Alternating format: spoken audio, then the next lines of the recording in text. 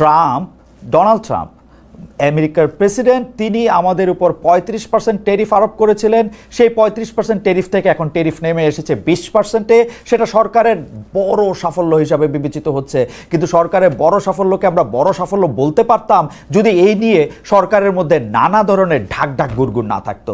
সরকার কিন্তু এই আলোচনার জন্য, এই সাফল্যের জন্য সাবাসী দিচ্ছে এখন বাণিজ্য উপদেষ্টা থেকে, কিন্তু সেখানে অনেকদিন ধরে নিরাপত্তা উপদেষ্টাও ছিলেন। তিনি নাকি অনেক কথা বলেছেন এবং সেইটার মধ্যে নাকি নানা ধরনের গোপনীয়তাও ছিল।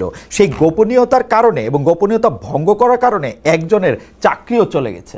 সেটা কেন গেছে, কিসের বিনিময়ে আমরা 35% থেকে 20% পেলাম, সেটা এখন অবশ্য আমরা জানতে পারছি না।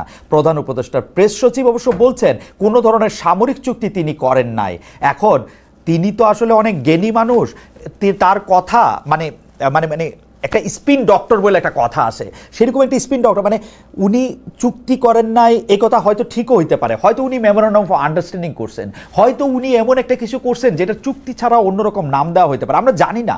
তো ঠিক আছে, বেনিফিট অফ ডাউট হিসাবে আমরা ডক্টর ইউনূসকে কিছু পয়েন্ট দেই যে ডক্টর ইউনূস হচ্ছে 35% থেকে 20% কমাইতে পারছেন ট্যারিফ আমেরিকার বাজারে, তার জন্য আমাদের ব্যবসা বাণিজ্য বড় বিপদে পড়বে না, সেইটা কেউ কেউ দাবি করতেছেন। আপনি আমাদের ধন্যবাদ জানবেন ডক্টর মোহাম্মদ ইউনূস, আপনি আমাদের ধন্যবাদ জানবেন জনাব বাণিজ্য উপদেষ্টা জনাব বশির, এবং আপনি আমাদের ধন্যবাদ জানেন, কিন্তু আমাদেরকে একটু ভালো করে জানায়েন যে আসলে কিসের বিনিময়। আমি আবারও বলি, 35% থেকে যে 20%-এ আনলেন, কিসের বিনিময়, কোনো কিছু বিনিময় করতে হয়েছে কিনা সেটা একটু ভালো করে একটু জানায়েন।